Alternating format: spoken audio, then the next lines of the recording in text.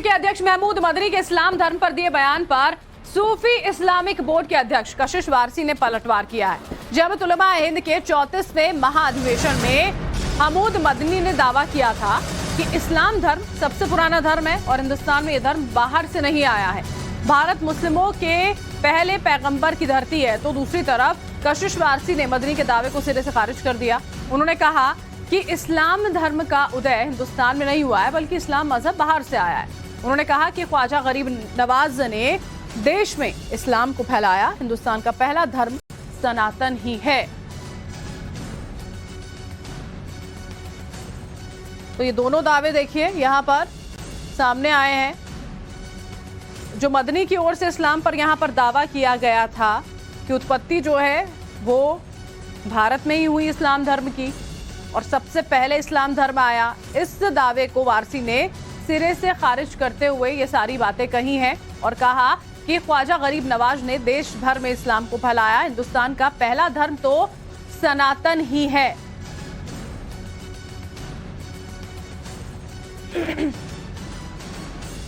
कि ये खुदा के सबसे पहले पैगंबर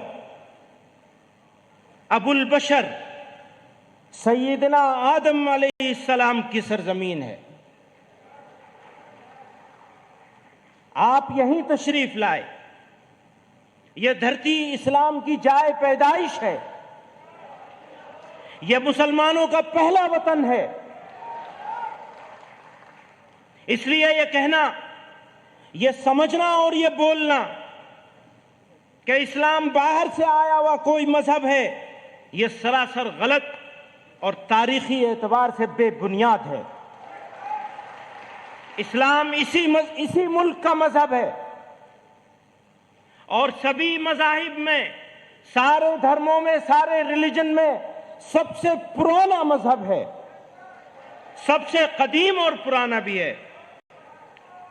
इस्लाम के आखिरी पैगंबर हजरत मोहम्मद सल्लल्लाहु अलैहि वसल्लम इसी दीन को मुकम्मल करने के लिए तशरीफ लाए थे। इसलिए मैं वाज़ेह तौर से कहता हूं कि भारत हिंदी मुसलमानों के लिए वतनी और दीनी दोनों हैसियतों से सबसे अच्छी जगह है। उनका ये कहना है कि इस्लाम कहीं बाहर से नहीं आया, इस पे मुझे एतराज है। इस्लाम सबसे पहले यहाँ जो मुसलमान आए वो हज़रत मदारतुल औलिया मकरबुल शरीफ एक बुजुर्ग आए। उसके बाद हिंदुस्तान में अरब से कासिम बिन मलिक आए जो केरल में आए, और उसके बाद हिंदुस्तान में रसूल करीम सल्लल्लाहु अलैहि वसल्लम के आले पाक के ख्वाजा गरीब नवाज आए, जिन्होंने इस्लाम को फैलाया यहाँ पर। और उनके किरदार से, उनके एक अच्छे व्यवहार से इस्लाम यहाँ फैला है। इस हिंदुस्तान का जो बेसिकली मजहब है वो सनातन है। और देखिए, जमीयत उलमा हिंद के अध्यक्ष महमूद मदनी के वतन वाले बयान पर भी सूफी इस्लामिक बोर्ड के अध्यक्ष कशिश वारसी ने पलटवार किया है। दरअसल मदनी ने यह कहा था कि यह देश जितना प्रधानमंत्री नरेंद्र मोदी का और भागवत का, उतना ही यह देश उनका भी है, जिस पर पलटवार करते हुए कशिश वारसी ने कहा कि मदनी को यह कौन कह रहा है कि यह देश उनका नहीं है, बल्कि इस देश में मुसलमान जो है वो बहुत खुशी खुशी रह रहा है। भारत हमारा वतन है। जितना ये वतन नरेंद्र मोदी का,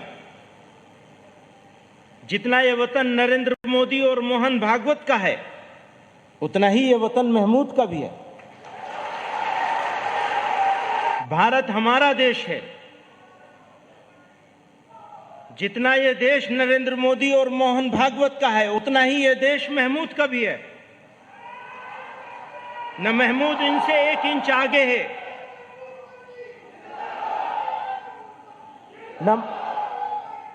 न महमूद इनसे 1 इंच आगे है, और न वो महमूद से 1 इंच आगे है। मदनी जी का ये बयान कि जितना देश भागवत जी का, मोदी जी का है, उतना ही मदनी जी का है, तो इस कौन कह रहा है कि उनका नहीं है? कोई कह भी नहीं रहा। और देश के प्रधानमंत्री का तो नारा है कि सबका साथ सबका विकास, और सरकार आध्यात्म के ऊपर, सूफीज़म के ऊपर, इस्लाम के ऊपर की कहीं दुश्मनी नहीं कर रही। कहीं ऐसा नहीं है कि मुसलमान को यहाँ पर परेशान किया जा रहा हो, सताया जा रहा हो, मुसलमान की तौहीन की जा रही हो। और मदनी के इस्लाम पर दिए बयान पर सियासी पलटवार जो है वो भी शुरू हो गया है। मदनी ने यह कहा था कि इस्लाम सबसे पुराना धर्म है। इस पर किस तरह की प्रतिक्रियाएं आ रही हैं, सुनिए जरा।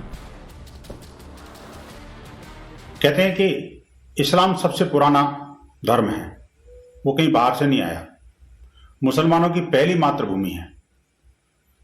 लेकिन कभी किसी मुसलमान को ये नहीं कहते कि वंदे मातरम भी बोलो, भारत माता की जय भी बोलो। नहीं, सरकार को शत्रुमुख बोलेंगे,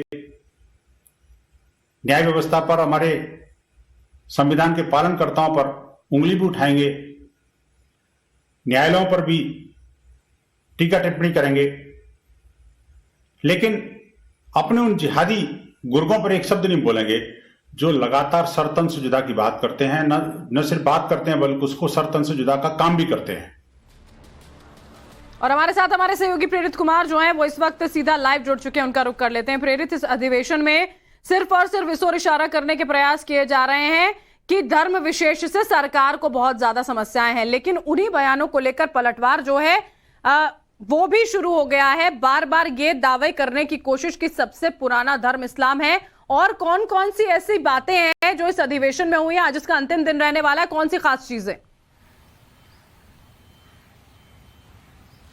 अब बिल्कुल देखिए कि ये जमीयत उलेमा हिंद का ये जो राष्ट्रीय अधिवेशन है, इस अधिवेशन की जो मुख्य वजह होती है, जिसका उद्देश्य होता है, वो यही होता है कि जो मुसलमानों से जुड़े जो तमाम जो समसामयिक मुद्दे हैं, जो राजनीति में चाहे वो मुद्दे हों या फिर वो मुद्दे समाज के बीच के मुद्दे हों, उन मुद्दों को उठाया जाता है जिससे मुसलमानों को और आगे की ओर बढ़ाया जा सके, उनका उत्थान किया जा सके।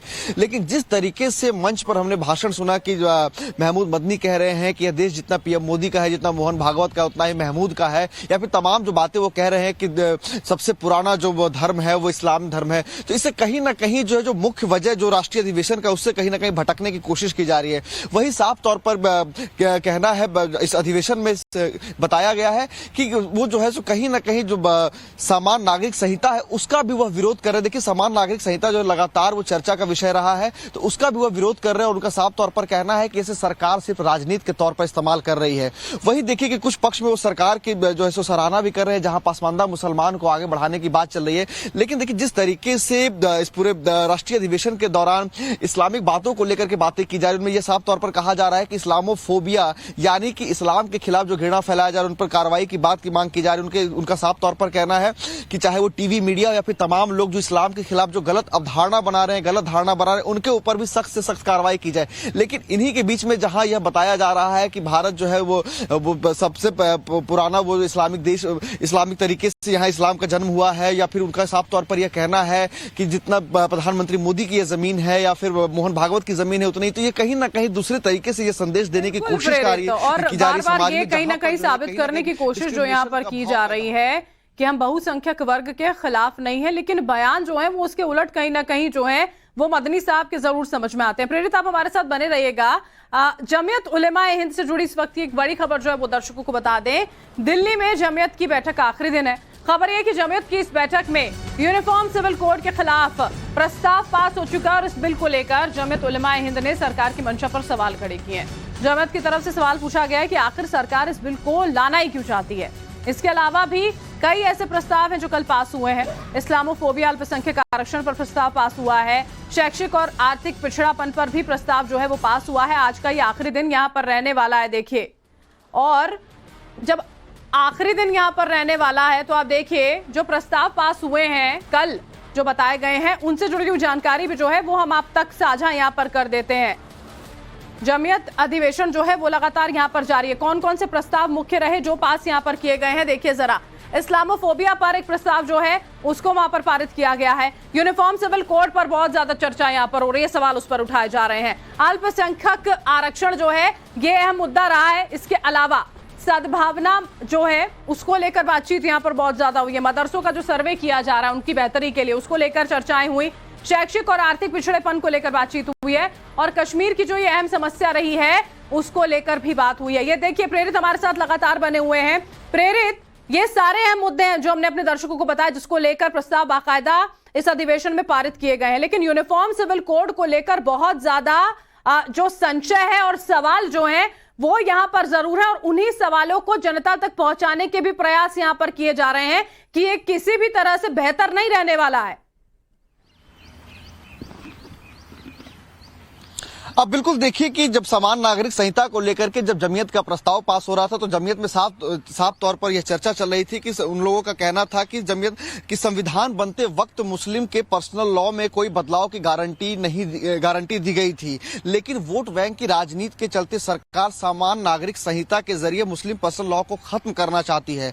और इसी अधिवेशन के जरिए जमीयत ने सरकार को चेतावनी दी है कि कॉमन सिविल कोड लागू होने से न सिर्फ देश की एकता और अखंडता पर असर पड़ेगा बल्कि अराजकता भी फैलेगी। यानी कहीं ना कहीं इनडायरेक्टली ये सरकार को चेतावनी भी है कि अगर आप पर्सनल लॉ को खत्म करने की कोशिश करते हैं, समान नागरिक संहिता को लागू करने की कोशिश करते हैं तो देश में अराजकता फैल सकती है। क्योंकि साफ तौर पर उसने संविधान का वो कोट करते हुए उन्होंने कहा था प्रस्ताव के दौरान कि उसमें साफ तौर पर जब संविधान का निर्माण हो रहा था तो यह कहा गया था कि मुस्लिम पर्सनल लॉ जो है उसमें कोई भी बदलाव नहीं किया जाएगा। तो कहीं ना कहीं देखिए सरकार को चेतावनी दी जा रही है बार बार इस अधिवेशन के जरिए कि वो जो है यूनिफॉर्म सिविल कोड को लागू ना करे। लेकिन साथ ही साथ आपने जैसे कई सारे अपने प्रस्ताव बताया उसमें देखिए मदरसों की स्वतंत्रता को लेकर के भी एक प्रस्ताव पास हुआ, क्योंकि मदरसा भी बीते कुछ वक्त से लगातार चर्चा में रहा, चाहे मदरसे के सर्वे को लेकर के या फिर मदरसों से तमाम जो तार जो निकल करके आए हैं अलग अलग तरीके से, तो उसमें भी देखिए मदरसे को लेकर के भी बताया गया है कि इस्लामी की तमाम गलतफहमियां फैलाई गई मदरसे को लेकर के। ऐसे में जमीयत चाहता है कि मदरसों की वास्तविकता और उपयोगिता के बारे में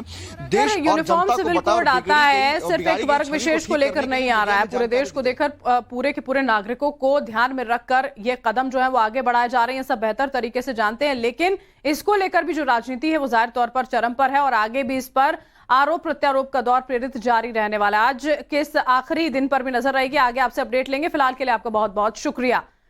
और देखिए अपने संबोधन में मदनी ने यह कहा था कि भारत ही इस्लाम की जन्मस्थली है, लेकिन उनके इस बयान पर समाजवादी पार्टी के नेता स्वामी प्रसाद मौर्य ने कहा कि देश में सबसे पहले बौद्ध धर्म आया था। स्वामी प्रसाद मौर्य की ओर से बयान दिया गया, क्या कुछ कहा है उन्होंने, सुनवाते हैं आपको। सबसे पुराना धर्म है वो सनातन है। सनातन धर्म कोई अलग से परिभाषित नहीं है। मानते हैं कि इस्लाम ही यहाँ का सनातन धर्म है।